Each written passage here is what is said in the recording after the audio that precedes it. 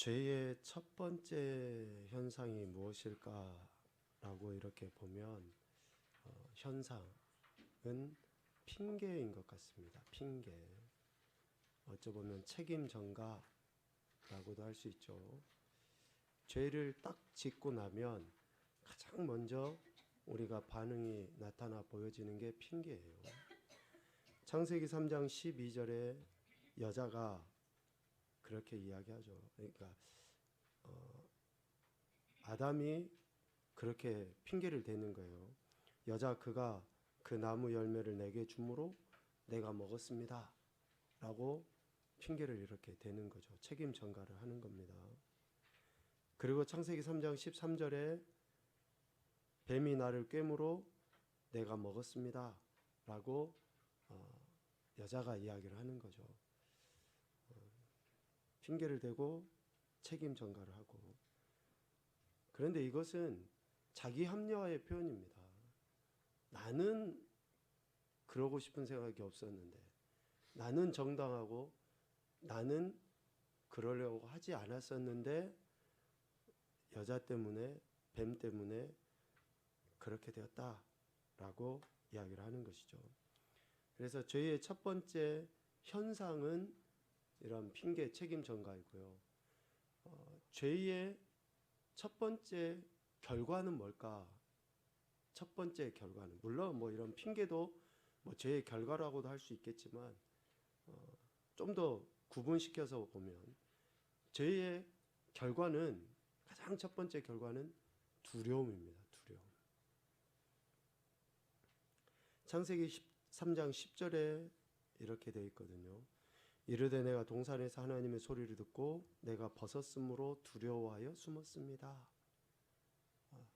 죄를 짓고 나니까 그 죄의 결과로 두려움이 생긴 거예요. 더 이상 하나님을 볼 수 없는, 하나님과의 그 관계가 단절된. 그러니까 아이들도 마찬가지예요. 부모의 말씀을 거역하잖아요. 또 옳지 않은 일을 해요. 그러면 두려움이 생겨요. 그래서 부모 얼굴을 피하고, 눈을 피하고, 고개를 숙이고 있고 안 봐요. 그런 일들이 일어나게 돼 있어요. 여기서 두려워하다라는 그 말은 뭐 무서워하다, 걱정하다 그런 뭐 의미도 있겠죠. 그러니까 하나님의 음성을 듣고 두려운 거죠. 죄가 있으니까. 이 두려움이라고 하는 것은 자유가 없음을 이야기합니다. 자유를 상실한 것을 이야기해요.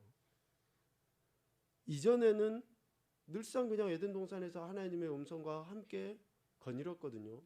그런데 죄가 딱 들어오니까 더 이상 움직이지를 못하는 거예요. 거닐지를 못하는 거예요.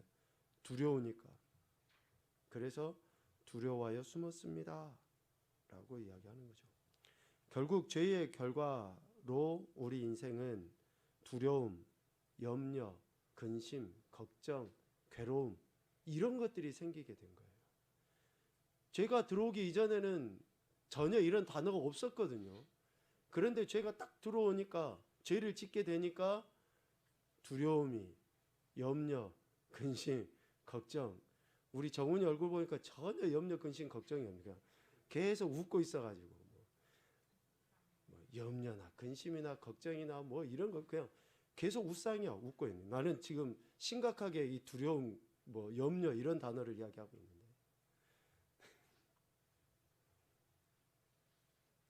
죄가 우리 안에서 이러한 결과물들을 드러내 보이게 하는 거죠.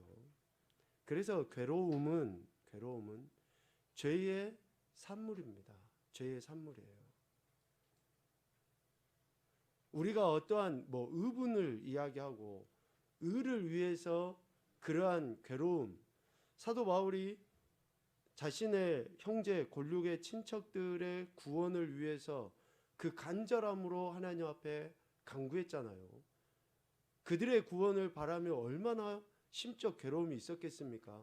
그러나 이 괴로움은 죄의 산물의 괴로움이라기보다는 그 안타까움이겠죠. 그러나 죄로 인해서 우리 안에 오는 이런 두려움과 이 괴로움은 어때요? 결코 자유하지 않는, 죄로 인해서 이러한 괴로움이 생기죠. 요셉의 형제들 봐보십시오. 요셉을 팔아 넘겨버려요. 요셉이 고통당하는 모습을 보면서 어때요? 자신들 안에 그 약간의 괴로움은 있죠. 그러나 그것을 뉘우치지 못해요. 언제 뉘우칩니까? 요셉이 애굽의 총리가 돼가지고 그 앞에 섰었을 때야 비로소 요셉의 괴로움을 그때서야 느끼는 거예요. 그때서야. 안타깝죠. 사사기 2장 15절 말씀 한번 찾아볼까요? 우리 성경.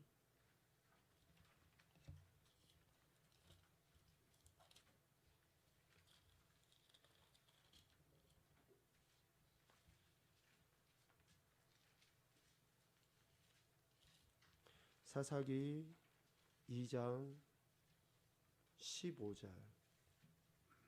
우리 인간이 느끼는, 죄로 인해서 느끼는 괴로움을 정말 분명하게 표현을 하고 있는데요. 사사기 2장 15절입니다. 같이 보죠. 시작.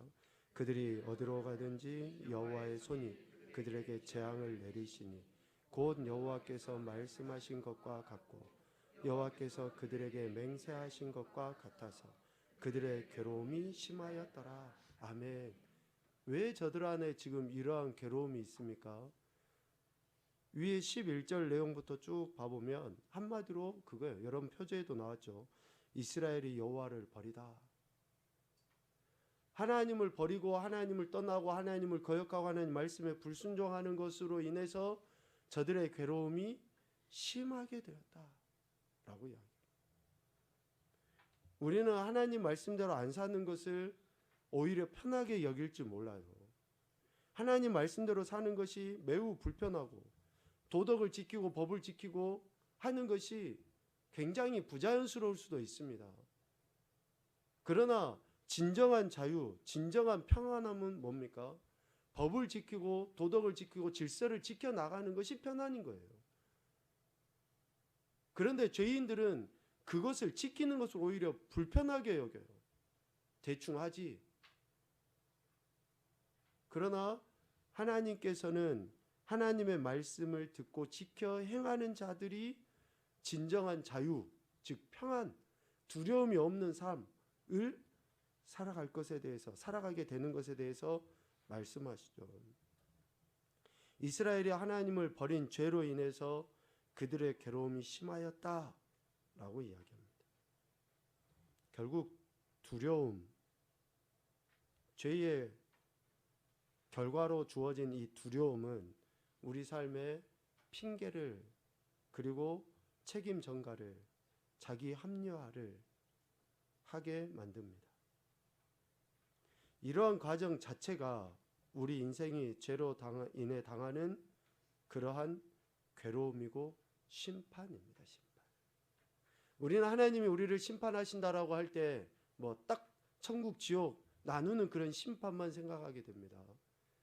그러나 죄로 인해서 하나님이 우리에게 하시는 그 심판의 모습들이 때로는 괴로움으로 나타나고 때로는 질병으로 나타나고 심지어는 목숨을 거둬가시는 것으로도 나타나는 거죠. 괴로움을 뜻하는 히브리어는 야차르예요. 야차르. 이 단어는 뭐 괴로워하다 그런 의미도 있고요. 혼란에 빠지다라는 의미가 있어요. 혼란에 빠지다. 왜 지금 이 시대가 혼란하고 혼돈스럽습니까? 왜 정체성을 상실해 버려요? 그것은 거슬러 올라가면 죄의 결과예요. 죄의 결과. 두려움의 또 다른 표현인 거죠. 그리고 당황하는, 혼란에 빠지고 당황케 되어지는, 야차르라는 단어는 그런 의미가 있어요. 그러니까 결국 하나님 말씀에 불순종한 인생, 또 하나님의 권위와 권위자에 대한 반항의 결과가 결국은 괴로움으로 드러나게 되는 거죠. 앞서 이야기한 것처럼 평화와 평안의 상실을 이야기합니다. 왜 우리 안에 이런 평안이 없을까? 왜 자꾸 내 마음이 요동치고 좀 괴로울까? 더 나아가서는 이런 두려움이 있을까? 이것은 결국 내가 해결되지 않는 죄, 해결되지 않는 문제가 있기 때문에 그렇다라는 것이죠. 예수님은 믿어요. 안 믿는 게 아니죠. 믿는다고 하면서도 내 안에 진정으로 회개치 아니하는 태도가 있으니까 늘 내 안에 자유가 없는 거예요. 염려, 근심, 걱정, 불안, 두려움, 괴로움 이런 것들이 끊이질 않는 거죠. 옳은 일을 행한 사람들이 당당하잖아요. 떳떳하고. 그런 옳지 않음을 살면서 드러내 보이니까 어때요? 괴로운 거예요. 그래서 오늘 우리는 이런 이야기를 지금 하려고 하는데요. 괴로움은 여러분 페이퍼를 봐보십시오. 나 자신을 병들게 할 뿐만 아니라 타인에게도 삶의 의욕을 상실케 하기도 합니다. 자, 서론적으로 이야기했습니다. 왜 괴로움이 오고 왜 두려움이 우리에게 생기는가? 내가 해결하지 아니하는 그런 죄가 내 자신을 병들게 할 뿐만이 아니라 타인의 삶에도 의욕을 상실케 한다. 간단하게 이해하면 공동체를 파괴하는 거죠. 나의 회개치 아니함이 내 자신을 파괴하고 가정과 공동체를 파괴하고 무너뜨리는 거죠. 보편적으로 이거는 괴로움의 원인을 그냥 다분히 어쩌면 상담이나 또 심리학적으로 보편적으로 이야기할 때 젊은 사람들은 왜 이런 괴로움이 오는가? 적은 관심과 사랑이 원인이라 그럽니다. 적은 관심과 사랑. 어찌 보면 무관심일 수도 있겠죠. 관심과 사랑을 좀 못 받으니까 이런 괴로움이 닥친다 그래요. 성인, 어른들은 또 나이가 드신 분들은 어떤 일에 대한 실망, 채워지지 않는 기대가 원인이라 그래요. 뭔가 기대했다가 기대한 것이 이루어지지 않는다든지 기대치에 못 미친다든지 그러니까 실망이나 채워지지 않는 기대 한마디로 이야기하면 불만족이죠. 불만족. 자기가 기대한 것 이상의 성취가 되지 않는 그러한 불만족이 괴로움의 원인이다 라고 이야기합니다. 그래서 이 일의 성취가 떨어지면 사람들은 되게 괴로워합니다. 특별히 다른 사람에게 인정을 받지 못했을 때 괴로워하죠. 이런 괴로움이 생길 때 두 가지의 명확한 반응으로 나타나 보여지게 돼요. 죄의 속성을 가진 우리 인간의 자연적인 반응과 뭐 우리 품성 베이직 세미나에서도 이야기했죠. 우리 인간의 자연적인 본성의 반응과 하나님의 관점의 반응으로 나타나 보여지게 됩니다. 이 괴로움에 대해서도. 첫 번째, 죄의 본성으로 우리 인간의 자연적인 성향으로 반응하는 것은 개인적인 자아로 되돌아갑니다. 개인적인 자아로. 좀 표현이 개인적인 자아라 그러는데 여러분 뭐 많이 들어보셨을 거예요. 그 은둔형 외톨이 이런 단어들이 있죠. 철저하게 자기 자신 안으로 점점 그렇게 들어가요. 이런 괴로움을 이렇게 벗어나기 위해서 매우 심각한 사회적인 문제로 대두되었죠. 지금도 개인적인 자아로 되돌아갑니다. 두 번째로는 다른 사람을 더더욱더 미워합니다. 더더욱더 미워해요. 세 번째는 어떤 사람을 상하게 했던 것을 참습니다. 회개하지 않은 거죠. 용서를 구하지도 않고 용서를 빌지도 않아요. 여기서 참는다는 것은 뭐 인내하다는 그런 의미가 아니죠. 그냥 없는 것처럼 여겨버려요.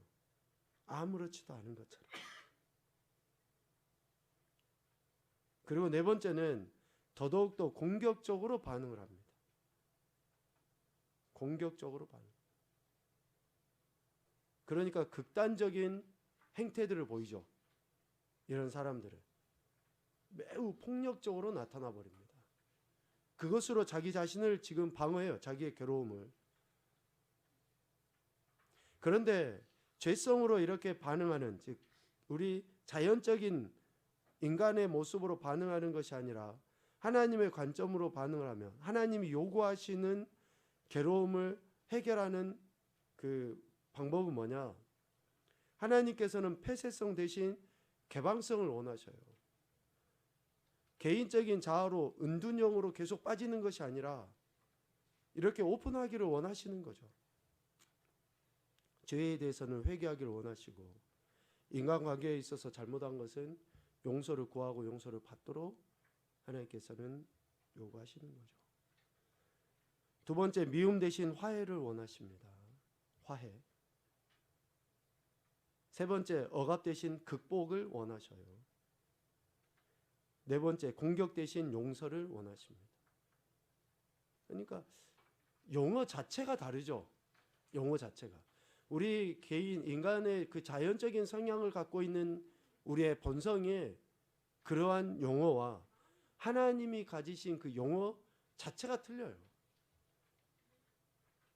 이런 괴로움이 없을 수 없죠. 우리가 죄인이기도 하고 또 죄를 늘 짓고 또 관계 속에 살아가기 때문에 괴로움이 있을 수 있습니다. 그러나 어떻게 대처를 해야 되는가? 죄성으로 반응이 아니라 하나님께서 기대하시는 바대로 우리가 반응을 해야 되는데 그렇게 하지를 못하죠. 그래서 세 번째, 치료를 방해해요. 이런 괴로움에서 벗어나는 것을 방해합니다. 잘못된 개인 사유 방법이 치료를 방해합니다. 앞서 이야기했던 우리 죄성으로 반응하는 그런 행태들이겠죠. 하나님께서는 억압 대신에 극복이라고 이야기했죠. 그런데 점점 억압시켜 나가요. 억압은 자기 기만입니다. 이것을 자기 학대라고 해도 틀리지 않아요.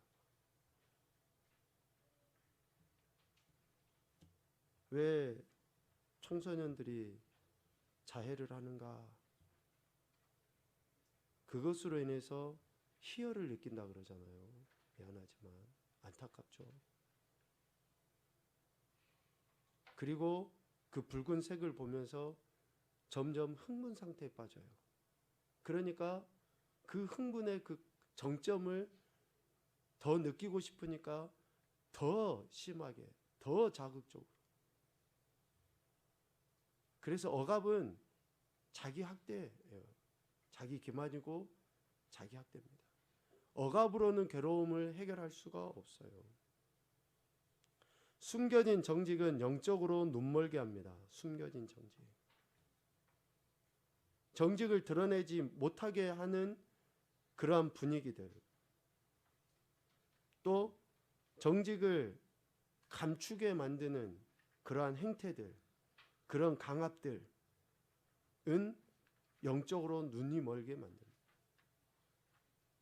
그래서 옳지 않은 것을 한 번, 두 번 타협하잖아요. 그러면 어떻게 됩니까? 옳은 것을 보지를 못해요. 괴로움에서 벗어나지 못합니다. 그러니까 계속 그 영적인 아둔함 상태에 머물게 되는 거예요. 세 번째, 스스로 정당하다고 생각하는 것이 용서를 방해합니다. 스스로 정당하다고 생각하는 것이 용서를 방해해요. 이 말은 뭔 말입니까?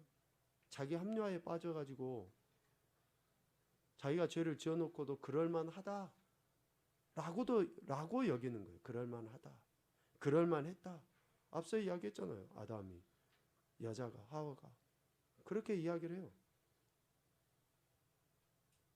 스스로 정당하다고 여겨버리면 결코 괴로움에서 벗어날 수 없습니다. 네 번째, 치료 과정에서 협력을 거절하는 것은 협력을 거절하는 것은 결국 더 심한 고통을 초래합니다. 하나님께서는 하나님이 그리고 또 하나님께서 세우신 사람들을 통해서 우리의 삶을 이끌어 가십니다. 이런 모든 과정들을 하나님께서는 사용하셔서 궁극이 선을 이루시길 원하셔요. 그런데 그것을 거절해요. 권위자를 무시하는 태도들, 우리의 영적인 무지함에서 벗어나지 못하게 만들죠. 괴로움에서, 두려움에서 벗어나지 못하게 만들어요. 그래서 자녀들은 부모를 공경해야 되고, 학생들은 선생님을 존중하고 공경해야 되고, 교회에서도 마찬가지입니다. 성도들은 목회자를 존중해야 되는 거예요. 이런 태도들이 여러분들의 그 괴로움에서 벗어나게 하는 거예요. 그러지 않기 때문에 끊임없이 우리는 기본적으로 불평을 가지고 대화해요. 불평을 가지고. 그러니까 늘 괴로운 거죠. 다섯 번째, 스스로 괴로움은 은혜에 이르지 못하게 합니다. 스스로 괴로움. 자괴감이라고 하죠.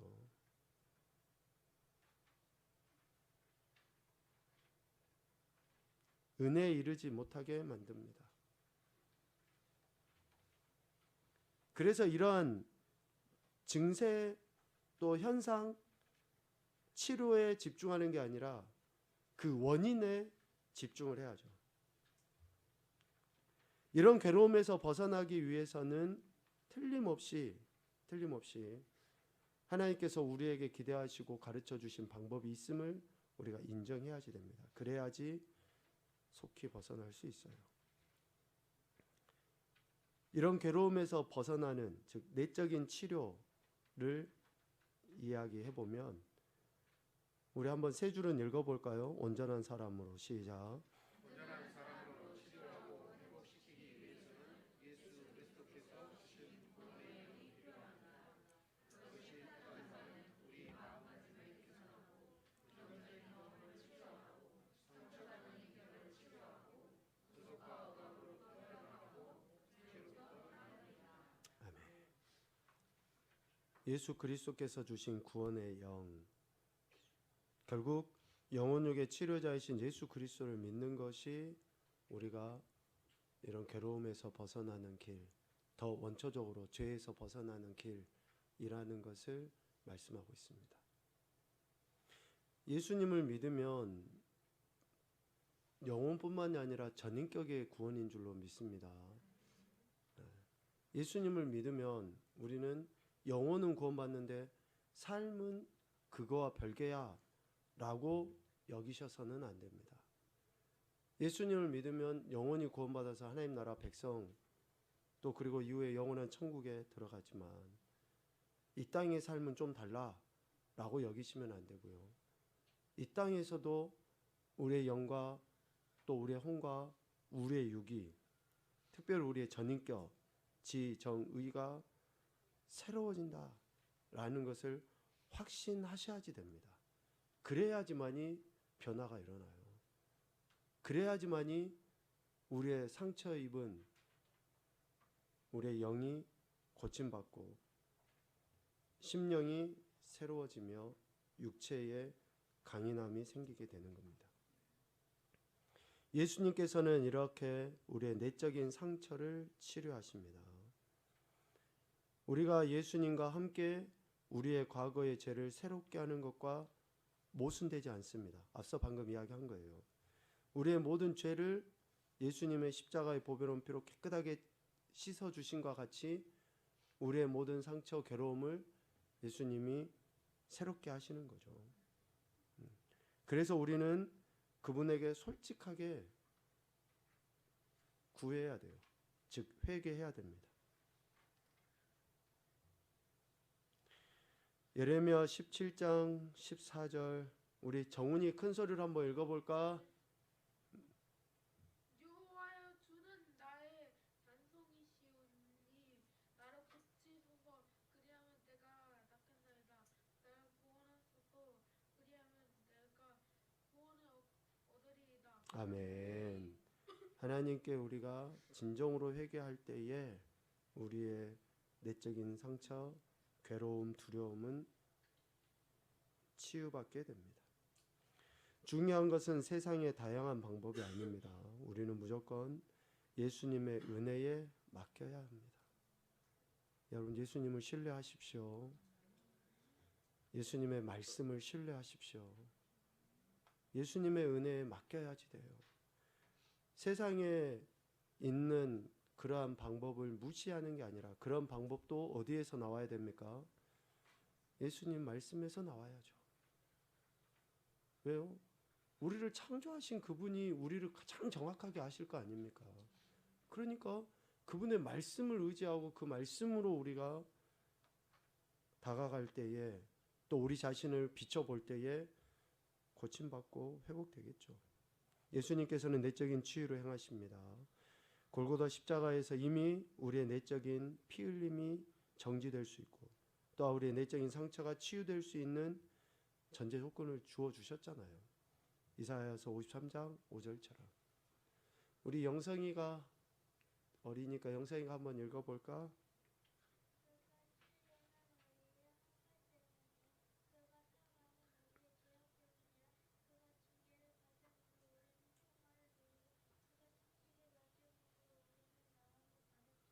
아멘. 그렇죠.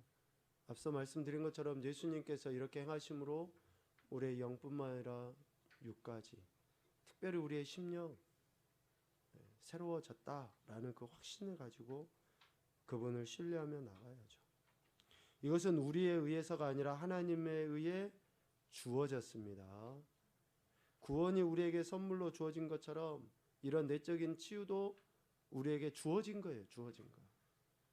그래서 우리가 하나님을 신뢰하면, 그러니까 예수님을 제대로 잘 믿으면 영혼육의 삶에 문제가 없는 건 아니지만 그러한 일들을 극복도 하게 되고 또 수월하게 지나가게도 되기도 하고 덜 생기기도 하고 그렇더라고요.